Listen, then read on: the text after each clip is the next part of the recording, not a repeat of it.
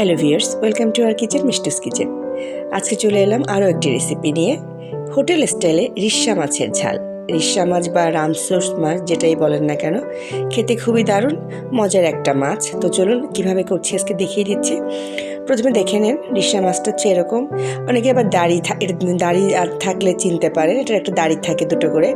তো এই মাছগুলোকে ভালো করে ধুয়ে একটু লেবু দিয়ে ধুয়ে নিয়েছি, লবণ দিয়ে লেবু দিয়ে ভালো করে ধুয়ে পরিষ্কার করে নিয়েছি। এখন আস্তে আস্তে আমি এর মধ্যে কী দিব। আর এই মাছটা দেখলেই আপনার মনে হবে যে হোটেলের থেকে হয়তো বা কিনে নিয়ে আসছি বা এই টাইপের কিছু। প্রথমে দিয়ে দিলাম লবণ, হলুদ, একটু মরিচের গুঁড়া। এটা দিয়ে আপনি একটু সরিষার তেলও দিতে পারেন। আর এই মাছগুলো কিন্তু খুবই নরম, একেবারেই মানে ভাজতে গেলে বা রান্না করতে গেলে খুবই সাবধানে রান্না করতে হয়। যে মাখিয়ে নিলাম, ফ্রাই প্যানে আমি তেল দিয়ে দিলাম। তেলটা একটু গরম হয়ে গেছে। আমি যদিও বা এখানে স্টিলের একটা খুন্তি ব্যবহার করছি, কিন্তু আপনারা সাধারণত কাঠের চামচি কিন্তু ব্যবহার করবেন। তো আমি আস্তে আস্তে করে মাছগুলো দিয়ে দিচ্ছি। আর আমি খুব আলতো করে নাড়বো যাতে আমার ওই কড়াইটা নষ্ট না হয়। তো সবগুলো মাছ মোটামুটি যে দিয়ে দিচ্ছি, দিয়ে আমি খুব আলতো করে আস্তে আস্তে করে মাছগুলোকে উল্টে একটু লাল লাল করে ভেজে নেব। আবার অনেকে কিন্তু এই মাছগুলো শুধু মাখিয়ে বসিয়ে দিলেও কিন্তু হয়, কিন্তু আমি ওই যে বললাম যে আজকে একটু হোটেল স্টাইলে রান্না করব, তাই একটু ভেজে নিচ্ছি। আর বড় মাছগুলো একটু ভেজে নিলে ভালোই লাগে, আর মাছটার টেস্টটা কিন্তু খুবই ভালো। তো এভাবে করে মাছটা ভেজে নিলাম। বাকি তেলের মধ্যে আমি দুটো তেজপাতা দিয়ে দিচ্ছি একটু করে জিরা, হাফ চামচের মতো একটু জিরা ফোড়ন দিলাম। দিয়ে দিলাম একটা বড় পেঁয়াজ আর একটা অর্ধেক পেঁয়াজ কুচি দিয়ে আমি ভালো করে নাড়াচাড়া করব। আমি দুটো পেঁয়াজি এখানে রেখেছি, তার অল্পটা কিছুটা আমি একটু ব্লেন্ড করে রেখেছি। আর এখানে দিলাম একটা টমেটো কুচি দিয়ে ভালো করে আবার নাড়াচাড়া করব। তারপরে খুব সামান্য কিছু মশলা যেটা আমরা সবসময় ইউজ করি, এখানে দিয়ে দিচ্ছি লবণ। প্রথমে লবণটা তো আপনি দেখেই দিবেন। আমি এখানে প্রায় 1 চামচ 1.5 চামচের মতো লবণ দিয়েছি। হলুদ দিলাম, দিয়ে দিব মরিচের গুঁড়া, একটু করে কাঁচা মরিচও আপনারা দিতে পারেন। তো এরপরে মরিচের গুঁড়ো দিয়ে দিচ্ছি যে।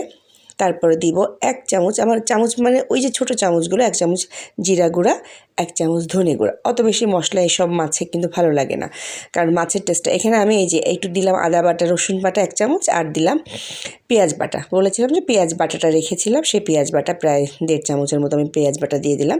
দিয়ে একটু ভালো করে নেড়ে নিয়ে একটু সামান্য জল দেবো। ওই যে মাছটা যে রেখেছিলাম ওটা ধুয়ে একটু জল দিয়ে দিলাম, কারণ ওখানে মশলাগুলো রয়ে গেছে। দিয়ে এখন ভালো করে আমি কষাবো, সুন্দর করে একেবারে লাল লাল হয়ে যাবে, টমেটোটা মিক্সড হয়ে যাবে। এরকম যখন কষানো হয়ে যাবে তখন কিন্তু আমি জল দেবো। আর এটা তো খুব বেজে সুন্দর করে উপর দিয়ে তেল উঠে কালারটাই দেখেন একেবারে হোটেলের মতো হয়ে গেছে। এখন আমি জল দেব খুব কম, প্রায় 1 কাপের মতোই জল দেবো বা একটু বেশি দিয়ে ভালো করে এই ঝোলটাকে কিন্তু আমি মোটামুটি রেডি করে ফেলবো, মানে ফুটিয়ে রেডি করে ফেলবো, একটু টানিয়েও নেব।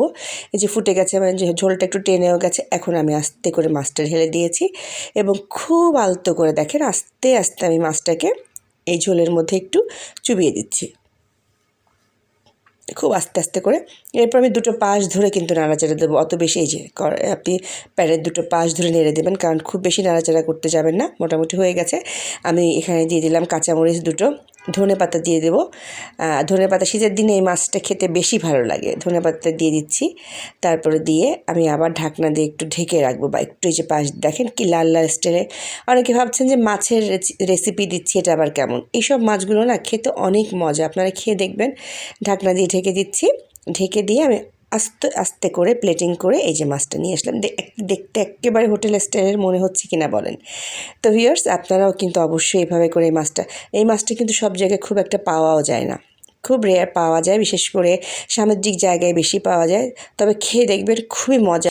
একবারের জন্য হলেও আপনারা মাছটা কিনে এবং এভাবে করে রান্না করে খেয়ে দেখবেন, খুবই দারুণ লাগবে, খুবই দারুণ। যেটা যারা কখনো খাননি তাদেরকে বলবো অবশ্যই রামসোর্স মাছ বা রিস্সা মাছ বাজার থেকে একবার এভাবে খাবেন। আর খাওয়ার পর যদি ভালো লাগে অবশ্যই লাইক দেবেন, কমেন্টস করবেন, শেয়ার করবেন, চ্যানেলটাকে সাবস্ক্রাইব করবেন।